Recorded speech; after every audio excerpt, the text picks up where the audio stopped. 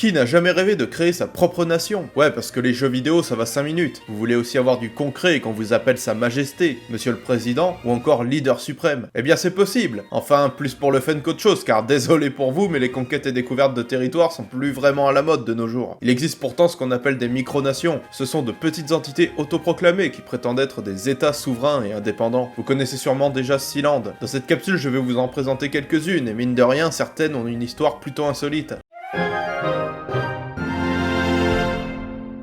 Salut les jeunes, je suis Tillingast et aujourd'hui je vous invite à rejoindre ma principauté de Simplificia. Depuis le XXe siècle, de nombreuses micronations sont apparues. La plupart d'entre elles sont créées afin de dénoncer une cause, revendiquer des terres ou juste pour le fun. La plus ancienne micronation connue est celle de l'arrondissement libre de Clanrest, une ville du pays de Galles. En 1276, le prince gallois Llywelyn ap Gruffudd s'empare de la ville et la déclare indépendante du diocèse de Llanelwy. Ouais, je sais, mon gallois est un peu rouillé. La ville a ses propres armoiries et son drapeau. Officiellement, elle appartient au pays de Galles.